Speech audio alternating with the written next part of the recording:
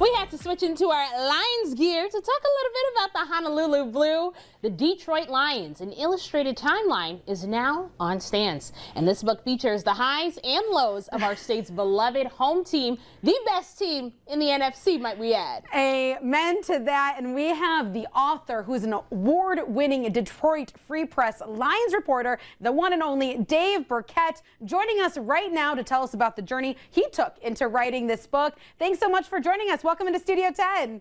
Yeah, happy to be here. How are you guys? We're doing great, Dave. And now you've had the honor to cover the team for the last 14 years. And let's talk about a big run that we're in right now. But tell us, what's it like for you covering the Lions right now at this moment? It has been that long, though, so you're right. It's look, it's been a I saw the line. I covered Michigan State when John L. Smith was coach. I covered Michigan when Rich Rodriguez was coach. I did the 0-16 season for a different publication. So I used to joke that I've seen a lot of bad football, but the Lions are the best team in the NFL right now, and it's been great. The people are good.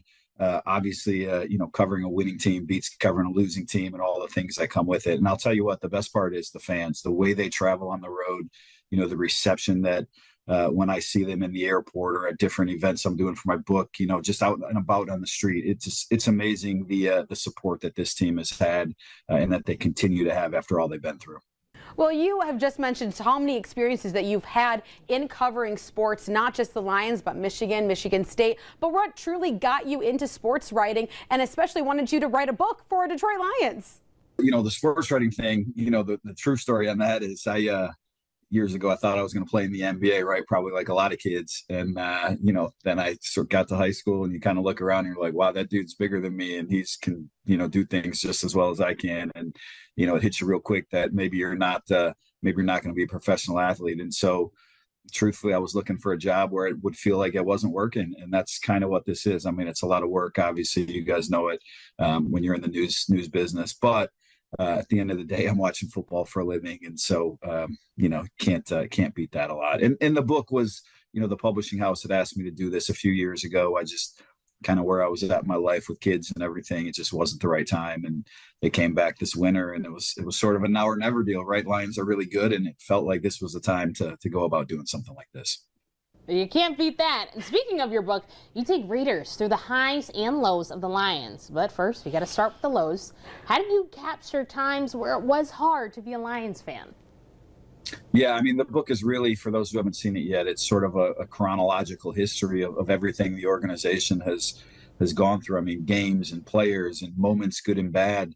And there were a lot of bad moments, a lot of lean years. But really, I mean, this team, some people may not realize, but 1935, their second year in Detroit, they won a championship. 1950s, they were the best team in the NFL for that decade. And then, I think what a lot of the long-suffering Lions fans that are enjoying the team now, they lived through those 70s and 80s and, the 2000s when Matt Millen was there and they couldn't seem to get a draft pick right. And so, I thought it was important to cover all of that in the book. It really, if you're going to talk about the history of the franchise, it's a lot of lows, it's a lot of highs, and I think we're on the road to some pretty good highs again right now.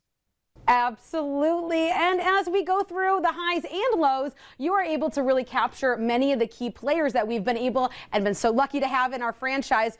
But in your opinion, which Lions player has had the biggest impact both on and off the field? I mean, Barry Sanders is the GOAT. He's the greatest of all time when it comes to the running back position and best player in franchise history for my money. Kelvin Johnson, I got to cover just about all of his career. He was a fantastic receiver, first ballot Hall of Famer.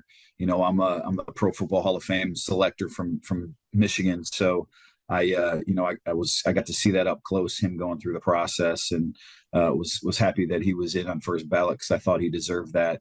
Joe Schmidt from back in the 50s was another legend. I didn't get a chance to see him, of course, but I think that's if you're putting together a Mount Rushmore of the Lions, I think those three are on it, and then you can sort of argue about the fourth. But Barry above all else. For anyone who saw Barry play and anyone who knows the legend, there's no denying his greatness.